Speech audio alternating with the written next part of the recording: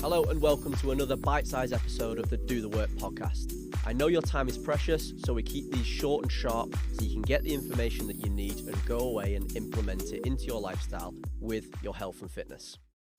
Just before we get into the episode, all I would say is if you like this content, if you could please share it with a friend, like it and subscribe so that we can get our message out to change more people's lives. Enjoy the episode.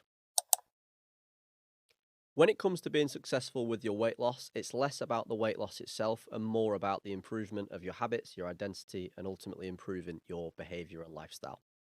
Now, one of the best books that I've come across, or the best book that I've come across when it comes to habits, is Atomic Habits by James Clear. And today I'm just going to share with you one little insight from that book. And it's where most people go wrong. What most people do when they want to lose weight is that they set the standard way too high. So they want to go from 0 days per week to 5 days per week in the gym. They want to go from 2,000 steps per day to 10,000 steps per day. They want to go from 3,000 calories to 1,200 calories. And the gap's too large, and all that happens when you get started is you quickly go back to the life that you had before.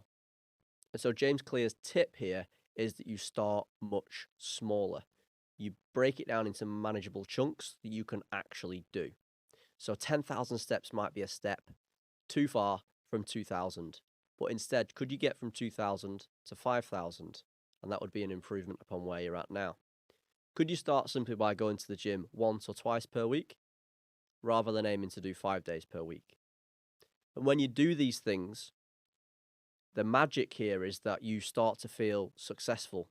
When you start to feel successful, you're more likely to be able to stick with something longer term rather than trying to go from 0 to 100 miles per hour. So what I'd recommend that you do here is just tone down your expectations a little bit of what you might be capable of.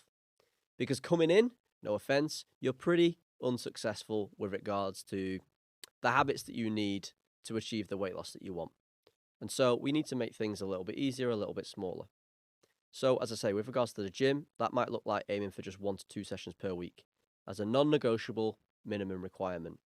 And that doesn't mean that you can't do more sessions per week if you want. However, you feel successful then at achieving the target that you set, rather than feeling unsuccessful at maybe going 3 days per week out of 5. And then that harming your motivation, your willpower, and willingness to show up the following week.